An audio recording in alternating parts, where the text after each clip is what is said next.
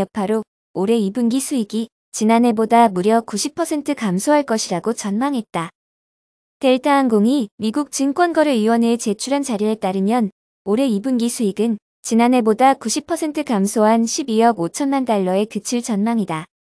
지난해 델타의 2분기 수익은 125억 달러였으며 코로나19 피해가 본격화하기 전인 1분기에 85억 달러보다 크게 줄었다. 바이러스 확산 방지를 위해 각국의 국경이 닫히면서 운항 편수도 급감해서 델타의 2분기 여객 수송률은 85%가량 감소했다. 델타는 전 세계가 경제 재개 움직임을 보이면서 하반기에는 점차 회복할 것이라고 내다봤다. 델타의 이번 달 1일 여객수는 6만 5천여 명으로 여객수가 가장 많이 감소한 지난 4월보다 2배 이상 증가했다. 델타는 이번 달 국내선 운항 편수를 100편 이상 늘렸으며 7월에는 운항 편수를 5월보다 2배 늘리겠다고 밝혔다. 델타의 현금 유출도 점차 개선되고 있다. 지난 3월 말 현금 유출액은 하루 1억 달러에 달했지만 6월 말에는 약 4천만 달러까지 떨어질 예정이다. 델타는 올해 말까지 현금 유출을 제로 수준까지 개선하겠다고 밝혔다. 델타는 직원들의 무급휴직을 독려하고 조기 퇴직 신청을 받는 등 인원 감축을 통해 고정비를 절감하고 있다.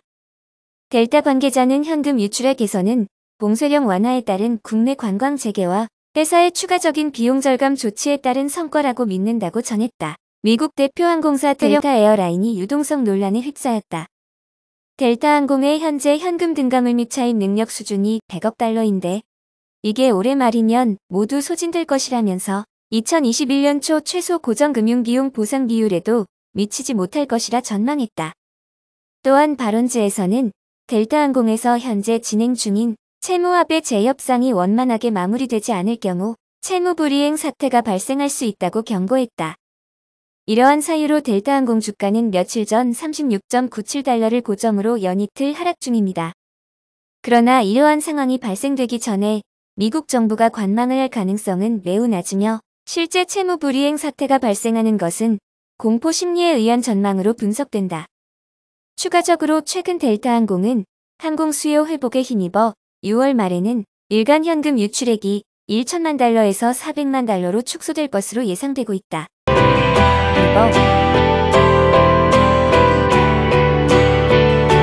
애플이 63개 국가에서 아이폰, 아이패드 등을 통해 애플 지도를 사용한 이용자의 위치 데이터를 수집한 애플 모빌리티 트렌즈에 따르면 최근 미국과 독일, 프랑스 등 주요국 교통량이 점차 회복세를 보이고 있다. 특히 미국의 5월 15일 드라이빙 데이터는 연초 수준을 회복했다. 금주부터 부분적 경제활동 재개 지역이 확대되면서 석유 수요도 증가할 것으로 예상된다. 미국 원유 생산이 시장 예상 대비 가파른 속도로 감소하고 있다.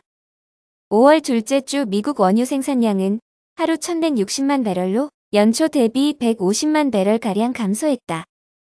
9주 연속 두 자릿수 감소세가 지속되고 있다. 미국 원유 생산은 에너지 기업의 투자 위축과 생산성이 낮은 유정의 자연 감산으로 2021년까지 감소할 것으로 예상된다. 오펙 플러스 감산도 5월 1일부터 본격적으로 진행되고 있다. 사우디는 합의 내용대로라면 5월 6월 중 하루 850만 배럴을 생산해야 하나 6월 중에는 여기에 추가로 하루 100만 배럴을 감산하여 하루 750만 배럴을 생산할 예정이다. 사우디는 최근 6월 공식 판매 가격도 인상했다. 이는 석유 수요가 최악을 지나고 있다는 판단과 동시에 사우디의 유가의 부양 의지를 시사한다. 상기 사유로 유가는 20달러 이하의 저점을 통과해서 40달러대로 근접하고 있다. 추후 코로나 백신 및 경제 정상화에 따른 유가가 40달러 이상으로 유지되는 경우 옥시덴탈과 같은 셰일가스 업체들은 어두운 터널을 지나 새로운 국면을 맞이하게 될 것이다.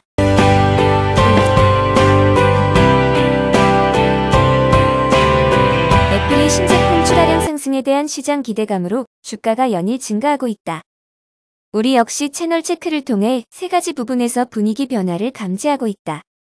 첫째, 삼성 디스플레이의 아이폰 신제품 주문량이 5월까지는 8,200만 대 수준이었으나 6월 들어 8,500만 대 수준까지 상향된 뒤 최근에는 9천만 대 이상까지 상향되는 분위기인 것으로 파악된다. 둘째, 5월까지는 신제품 출시 일정이 4주에서 6주까지 지연된다는 우려가 높았으나 이제는 출시 일정에 추가 지연이 없을 뿐 아니라 일부 제품의 출시가 당겨질 가능성도 제기되고 있다. 셋째, 대부분 서플라이 체인의 애플향 공급량이 5월 대비 6월에 회복하는 것으로 파악된다. 그리고 2020년 아이폰 출하량을 시장 컨센서스 약 1.7억대 대비 높은 1.81억대로 추정한다.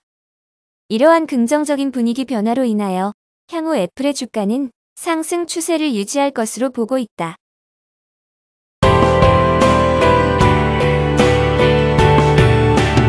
5월 중순 사우디아라비아 국부펀드가 7.14억 달러 규모의 지분 매입을 공시하였습니다. 그리고 4월 말에는 250억 달러 규모의 회사채 발행에 성공하면서 충분한 유동성을 확보하였습니다. 추가로 보이는 대규모 지분 매입 공시로 투자 센티멘트를 대폭 개선하고 있는 상황입니다. 최근 약 5개월간 생산 중단에 들어갔던 737 맥스의 생산 재개를 발표하면서 하반기 FAA에 의한 737 맥스 운항 재개 승인에 대한 기대감이 고조되고 있는 상황이다. 그리고 SMBC 에비에이션 캐피탈, 투이그룹 등 주요 고객이 최근 기존 체결된 737 맥스 계약에 대한 유지 의사를 밝히면서 운항 재개 지연에 따른 주문 취소 우려 역시 크게 완화되었다. 현재 보잉의 민항기 수주 잔고는 5,000기 수준으로 737 맥스 운항 정지 여파로 경쟁사인 에어버스의 7,650대 대비 낮은 수준이지만 여전히 3,518억 달러 규모에 달하는 수주 잔고가 남아있는 상황이다. 또한 보잉은 제작 항공기가 전 세계 운항기기 중 35.9%를 차지하고 있어 2위인 에어버스 대비 2배에 가까운 점유율을 유지하며 매우 강한 경쟁력을 갖추고 있다. 보잉은 자체 유동성을 확보하여 정부 주도 구제안에서 자유로워진 만큼 각종 규제 및 주주 가치 희석 리스크를 경감시켰다.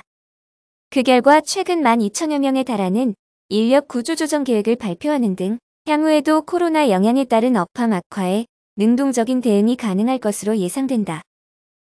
최근 보잉 주가의 강세는 단기 실적 반등 기대감이나 단순 센티멘트 개선보다는 실질적인 리스크 해소가 주가에 반영되어 상승하는 것으로 판단이 된다.